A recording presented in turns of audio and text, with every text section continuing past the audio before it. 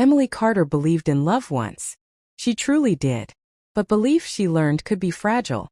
Like glass that shatters quietly and leaves cuts you don't notice until much later. At 34, Emily lived in a small town in Oregon. The kind of town where everyone knew your past before you finished introducing yourself.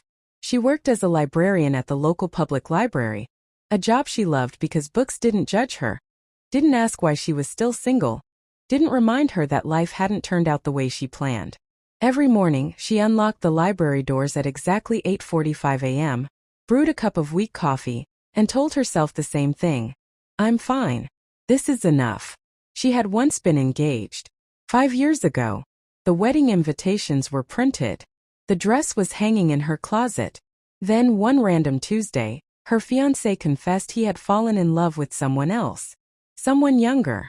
Someone more certain about life. That sentence stayed with Emily. More certain about life. As if certainty was something she lacked, something that made her unlovable. After that, love became a word she avoided. She focused on routine, on quiet evenings, on helping her widowed mother on weekends. She told herself she didn't need romance to be whole. And then one rainy afternoon, life changed its mind. The storm had come without warning. Thunder cracked the sky, and rain slammed against the library windows like it had somewhere urgent to be.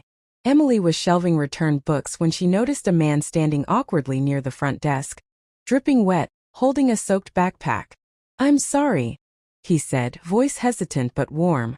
Is this where I can dry off my dignity? Emily smiled despite herself. You're in the right place. His name was Daniel Brooks. Daniel was 38, recently moved to town from Chicago after his life collapsed in a different way. His wife of 12 years had left, not for another man but for a different life. One she said Daniel no longer fit into. She wanted more adventure, more excitement, less responsibility.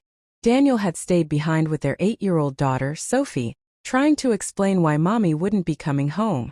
The move to Oregon wasn't part of a dream. It was survival. His aunt had left him a small house before she passed away, and Daniel needed somewhere quiet to start over. He wasn't looking for love. He wasn't even sure he believed in it anymore.